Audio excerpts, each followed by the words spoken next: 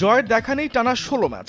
অবিশ্বাস্য হলেও সত্যি বিপিএলের এবারের আসরের ৫ হারসহ টানা ১৬ ম্যাচ হেরেছে ঢাকার ফ্র্যাঞ্চাইজিটি। নাম বদল, মালিকানা বদল হলেও ক্রিকেটের ভাগ্য দেবতা আর মুখ তুলে তাকায়নি তাদের দিকে। আর এই সবগুলো হারের সাক্ষী ঢাকার কোচ খালেদ মাহমুদ সুজন। অর্থাৎ হারতে হারতে হারের ১৬ কলাই পূর্ণ হয়েছে তার। অবশ্য ঢাকার টানা ৫ হারের সবচেয়ে বড় কারণ টপ অর্ডারের ব্যর্থতা। প্রথম ম্যাচে ত্রিশোর্ধ্ব ইনিংস খেলে ভালো কিছুর ইঙ্গিত দিয়েছিলেন ঢাকার দুই ওপেনার তানজিদ তামিম এবং লিটন দাস। পরে আরও ২ ম্যাচে দুজন ওপেন করলেও ছিলেন পুরোপুরি ব্যর্থ।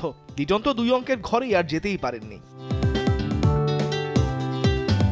ওপেনারদের এমন ব্যর্থতায় চতুর্থ ম্যাচে এসে ওপেনিং জুটি বদলে ফেলে ঢাকা। এই ম্যাচে জেসন রয় ঢাকা শিবিরে যোগ দেওয়ার ভালো কিছুর প্রত্যাশা ছিল তাদের, তবে ভাগ্য বদল হয়নি এবারও। এই ম্যাচে রয়ের সঙ্গে ওপেন করতে নামেন হাবিবুর রহমান সোহান, তবে কেউই পারেননি ইনিংস লম্বা করতে। এই ম্যাচে প্রথমবারের মতো ৩ এবং ৪ নম্বর পজিশনে ব্যাট করতে নামেন তানজিদ ও লিটন। তানজিদ ২ অঙ্কে যেতে পারলেও লিটন আউট হন ৯ রান করেই। বৃহস্পতিবার জেসন রয়ের সঙ্গে ওপেনিংয়ে নামানো হয় তানজিদকে। রয় ১ রান করে ফিরলেও তানজিদ তুলে নেন এবারের বিপিএলের প্রথম 50, যা ৫ ম্যাচে ঢাকার কোন ওপেনারের প্রথম অর্ধশতক। এতেই বোঝা যাচ্ছে কতটা দুর্দশার মধ্যে দিয়ে যাচ্ছে ঢাকা টপ অর্ডার। দলে ভালো মানের বিদেশি ক্রিকেটার না থাকায় বেশ ভুগতে হচ্ছে ঢাকাকে। সাউথ আফ্রিকার অখ্যাত ব্যাটার স্টিফেন স্ক্যানাজিকে শুরু থেকেই খেলাচ্ছে ঢাকা, তবে বলার মতো কিছুই দেখাতে পারেননি তিনি। উল্টো বাজে স্ট্রাইক রেটের কারণে হয়েছেন সমালোচিত। জেসন রয়ের মতো তারকা ঢাকা শিবিরে যোগ দিয়ে আশা সঞ্চার করলেও এখনো পর্যন্ত ব্যর্থতার পাল্লাটাই ভারী তার।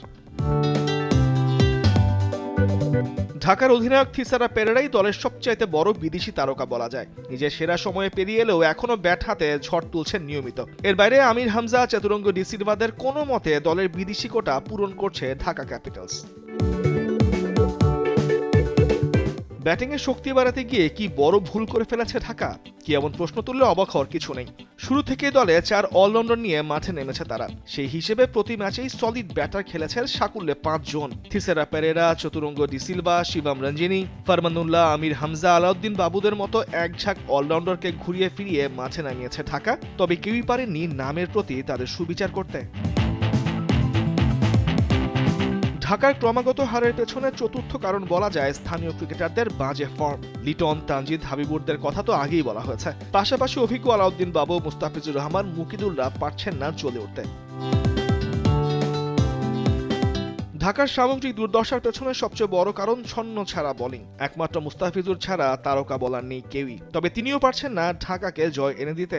ঢাকায় নেই বিদেশি কোনো তারকা বোলারও। আমির হামজা, থিসারা পেরেরা, চতুরঙ্গ ডি সিলভাদের নিয়ে বোলিং কোটা পূরণ করা গেলেও তা প্রতিপক্ষকে হারানোর জন্য যথেষ্ট প্রমাণিত হয়নি, অন্তত মাঠের খেলায়। ঢাকার হাতে খুব বেশি বিকল্প ক্রিকেটারও নেই যারা মাঠে নেমেই ম্যাচের মোড় ঘুরিয়ে দিতে পারবেন। তবে দলের ৪ অলরাউন্ডার না খেলিয়ে ব্যাটার এবং বোলারদের সমন্বয় করে দেখতে পারে ঢাকার টিম ম্যানেজমেন্ট। হাঁটতে হাঁটতে দেয়ালে পিঠ ঠেকেছে, তবে পরের ম্যাচে সবকিছুকে পেছনে ফেলে ব্যাটে বলে ঝলক দেখিয়ে জয় নিয়ে মাঠ ছাড়বে টিম ঢাকা, এমনটাই প্রত্যাশা ঢাকা ক্যাপিটাল ভক্তদের। তামিমুর রহমান, স্পোর্টস ডেস্ক, দেশ টিভি।